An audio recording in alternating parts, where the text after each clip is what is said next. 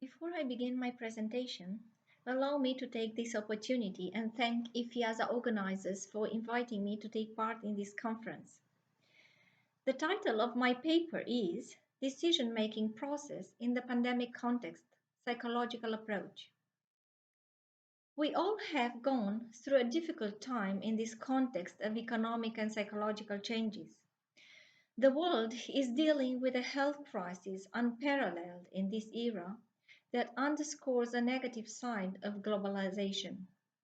What I shall focus on in today's paper are the emotional reactions of people when they have to make decisions in such difficult context as this pandemic crisis. Over the last 4 decades, the topic of emotions and decision making has gained relevance among psychologists. However, nowadays, the connections between the two is even more relevant for the light it brings to the scientific research and the pragmatic approach on how people react in times of crisis. As we all know, decision making is regarded by the scientific literature as encompassing 7 steps and as being the cognitive process resulting in the selection of a belief or a course of action among several possible alternative options.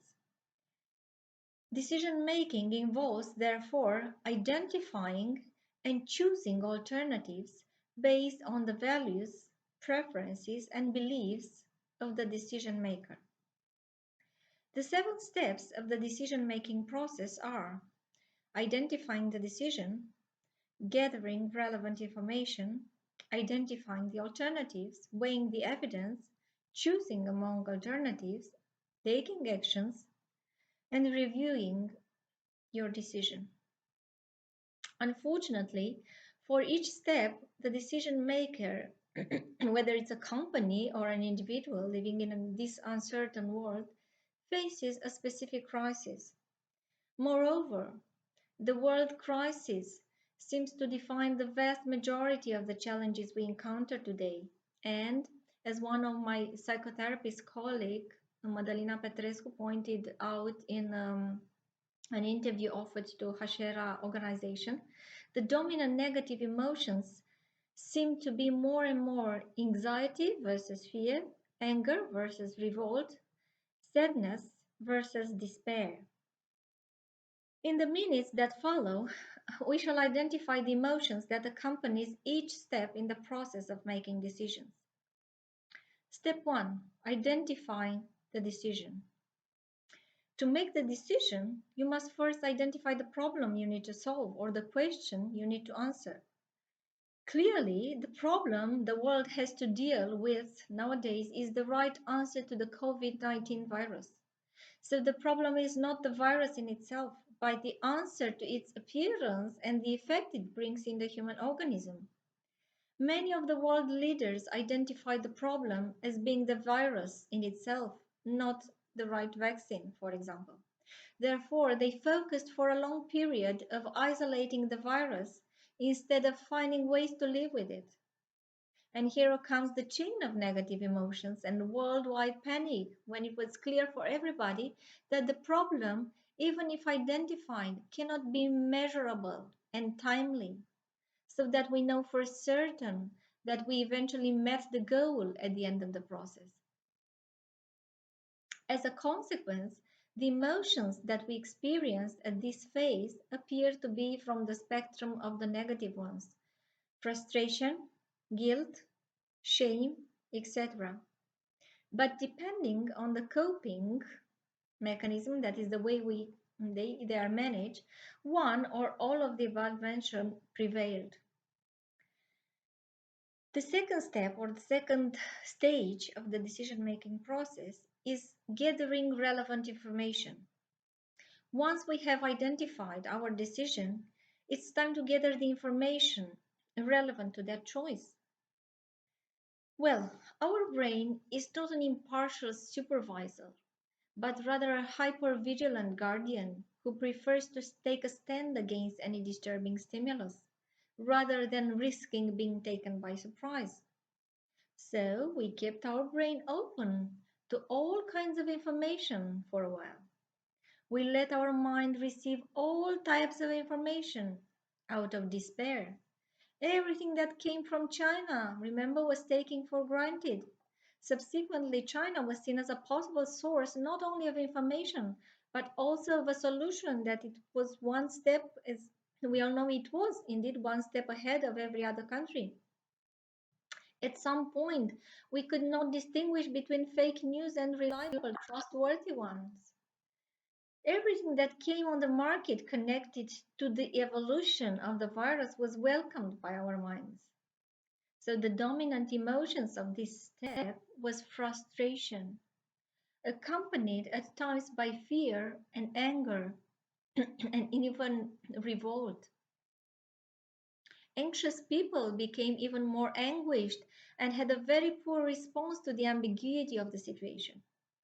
The people or the companies that used to be in control of the situations were immediately affected.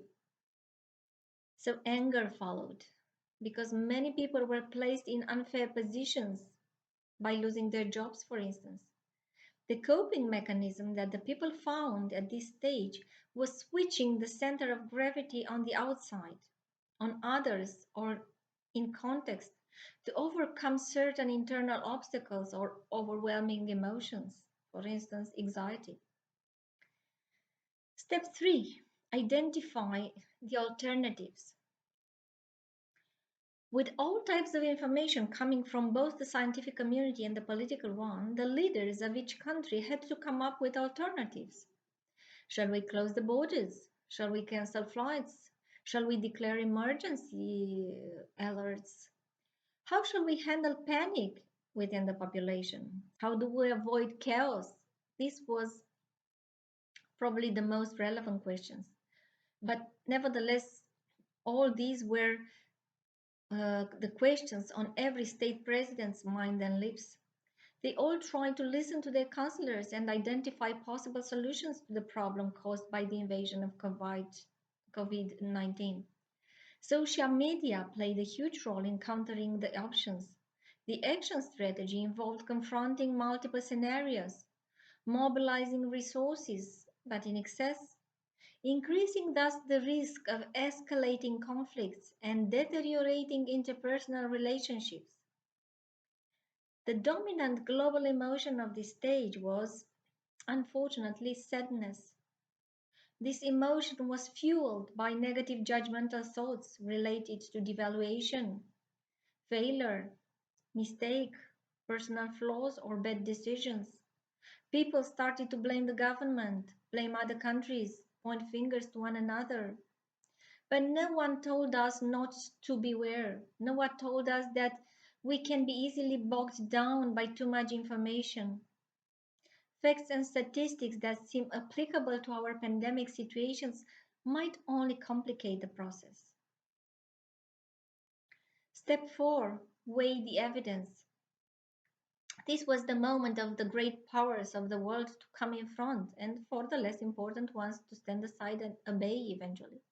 Countries and organizations have identified multiple alternatives, weigh the evidence for and against alternatives suggested by the World Health Organizations and scientific communities. So people and companies had to flick through the pages of history and found out what others did in the past to succeed in overcoming the obstacles and dealing with the crisis. Shall we put the safety of the individual first, or shall the safety and the future of the company prevail? This was the question on every CEO's mind. They identified pitfalls for each of their alternatives and weighed those against the possible rewards. It is probably interesting to discuss what the impact on leaders, all type of leaders, at the emotional level was. Well, leaders are also human beings, so nothing that characterizes the human being in general bypassed them. They differentiated themselves, nevertheless, from the other members of the team by extra responsibility, both towards their own activity and towards that of the team. The great leaders function continuously as a role model for others. Usually, team members do what the leader does, right? Not what the leader preaches. So, if there is no coherence and consistency between the leader's statements and actions, people withdraw their trust and begin to protect themselves.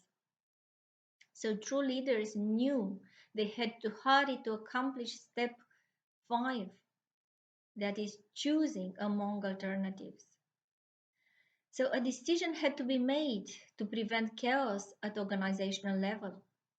As for the individual level, each of us followed and processed his own thoughts and feelings. In an ideal approach, the decisions needed to be adopted have been identified and clarified by now. In the pandemic context, we have experienced recently, I would say that things were far from following the ideal steps that I'm talking about here. On the contrary, some of them I noticed were mixed, others trespassed or skipped. Why? Because at some point pain and despair prevailed. In an ideal world, at this step we are ready to choose, indeed. But in the pandemic context, all leaders were far from being ready to choose. So, what we all had to do, both nationally and individually, was to tackle. Leaders themselves had to admit that they are humans and they should be allowed to tackle. But most of them took risks, did not look for the perfect solutions, did not look for guarantees. And the more honest I'd say they became, the more validation and appreciations they got from other members of the team. And the latter, the appreciations, came as a natural climax of their authenticity and their connection with the team members. So I would say, as a psychologist, that at some point, connection was the key word for this stage, for this step. Physical distancing, if you remember, was imposed, but social connection kept people united.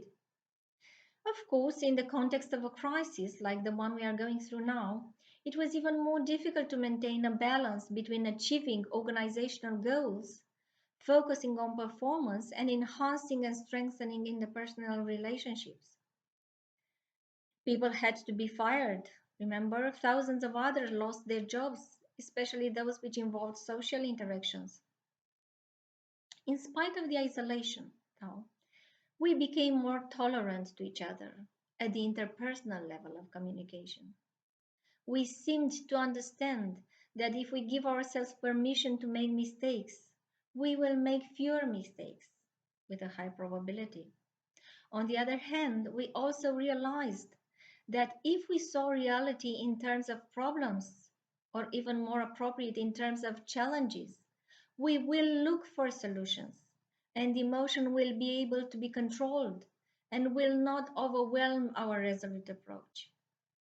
But some people still chose to see reality in terms of dangers against which they built defenses, feeling overwhelmed and burdened by taking on too many responsibilities. Whatever the category each of us belongs to, we all had to move eventually to step 6, and that is take action. Each person, each country, and each institution developed a plan to make their decision tangible and achievement. Most countries, remember, chose isolation, quarantine, and wearing masks. If in the past, remember, we watched people wearing masks and we passed by them with caution and avoided them, now there was the time to avoid and blame people who weren't wearing masks. We passed by each other and started to be furious at those who weren't obeying the law. At all times, people needed guidance and laws. So, whether it's the Bible or a mere internal rule, we all need guidance and order in our lives. Otherwise, chaos prevails. So, from my point of view, watching how the mind worked at performing this step was the most challenging experience as a psychologist. What happened in our minds when each of us had to choose to take action? And fortunately, we were allowed to choose. Well, each of us acted upon how he or she interpreted the reality. As we all know, reality is what is prevalently displayed by our mind. So everything I would say is an interpretation of our minds of the life events through our cognitive filters, of course. So if something is meant to be threatening, dangerous by one's own mental cues, it will become a mental priority and take over the field of consciousness. So as a rule, our attention becomes focused faster and harder to detach from things interpreted as dangerous and problematic. And guess what? At this point, anxiety triggered by these negative connotations becomes the fuel that sustains worries, which are endless and often uncontrollable chains of catastrophic thoughts. Therefore, I consider that the dominant emotion of this step was anxiety. As we all know, it's up to some point anxiety is functional and useful. It is human and adaptive for a while. But beyond certain reasonable limits, however, it becomes exhausting and devastating. So here I come to the next question. Then what is the key? Where is the key? What is the solution? How can we determine to achieve and maintain an appropriate level of anxiety that keeps us functional and in action? Well, as I always advise my clients, moderation is the key. Anything in excess damages the emotional, mental, physical balance and affects the various functional plans. Concerns, which are the central element of anxiety, have both benefits and costs. Moderate, adaptive worries motivate us to solve problems and increase our performance. Therefore, for a while, anxiety and performance may go together until they reach an optimal point, beyond which, as anxiety increases, there is a drastic decrease in performance due to disorganization and demobilization installed accordingly. Nevertheless, the goal is not a worry-free life, but the transformation of dysfunctional worries into adaptive worries. So I think this is what we should all do in times of crisis. Adapt by appealing to surviving skills and subsequently create new ones. For the actual pandemic context, the only certainty I found out to have, at least for myself, is the lack of predictability. In general, in crisis situations, people do not embark on new activities, and my opinion is that they shouldn't embark on new activities. Still, what we face today is a constant new struggle of the pharmaceutical companies to deliver a vaccine at any cost. But for the time being, I, as an individual, would rather go to a slight regression. I will not rush to adopt any new patterns of behavior and actions. Therefore, I am not for generating new results at any costs because I'd rather feel safe and accept that for the time being we can't change things. We have to live with the virus. Yeah?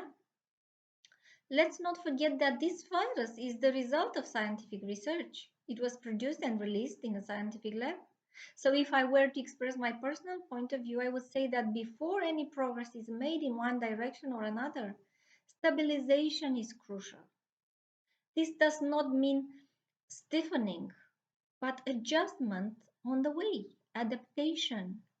And as Darwin stated, survival does not belong to the most intelligent or powerful, but to the most adapted. So let's feel stable and secure before we proceed to accepting any change.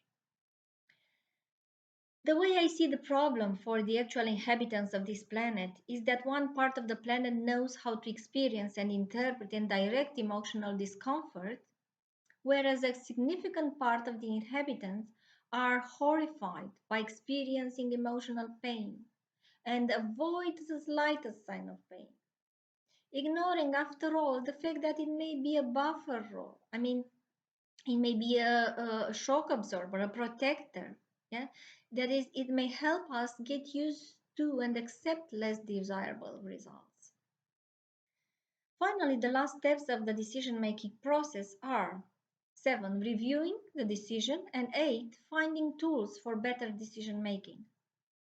Step 7 implies an honest look back at the decision made by the governments. Their initial response to the COVID-19 crisis was hampered by the absence of a long-time strategy, lack of clarity about who was responsible, and its poor use of evidence. As for solving the problem, we are still far away from it. Moreover, all reports that have been issued by countries' governments rather urges to further decision that should be made in three areas: economic support, COVID-19 testing, and the lockdown. As leaders, it is important to be authentic, to accept our limits, to honestly acknowledge our emotions, normalizing those of others in this way, focusing on the task and not on how we feel about it. This is the attitude which will support our progress and performance. As leaders, it would be preferable to rely more on intuition, on the inspiration given by the expertise gained in this career. As for the individual level, I would honestly advise each person to work on their cognitive distortions and limiting beliefs that take control of their minds and dominate their deliberative process. If the context allows, it would be preferable that when you feel that your emotions overwhelm you, to postpone the adoption of a decision in order to calm your emotional state. When we feel intense emotions, things are experienced and perceived hyperbolically. Therefore, gaining calm and a state of security is preferable before finalizing a choice. Because I'm running out of time, I will draw a few conclusions and suggest a few recommendations. 1. Emotions in themselves are not good or bad. They are generally useful, and without emotions, we would be deprived of important landmarks of our lives. We would not know when we are going well, for instance, in our relationships or in the choices we make. Second, the emotion discomfort that we may experience at any step of the decision-making process is rather an indicator that the situation is important and that it is preferable to prepare an adaptive and prompt response. 3. It is important to know that our emotions are not the direct consequence of the realities and life events we go through, but rather they are the result of the meanings we give to them. 4. As leaders, accept your emotions as a fuel for any actions. Remember motion, energy in motion, but contain them without being overwhelmed by them. Emotions are energy that is consumed as we accept them, not the precursors of imminent catastrophic scenarios. As for the individuals, I recommend breathing and mindfulness techniques whenever we feel overwhelmed by strong emotions. If we want to offer a response, not a reaction to an event, we need to make a step back. Thus, we take control of emotional reactions, and it is not the emotions which control us. In conclusion, the solutions are ours. If we allow ourselves to make mistakes, maybe we'll make fewer mistakes. If we work on self-confidence or on our health, it is important to always remember that these are with the choices that we make. And what is life if not a huge bunch of choices? I thank you for your attention.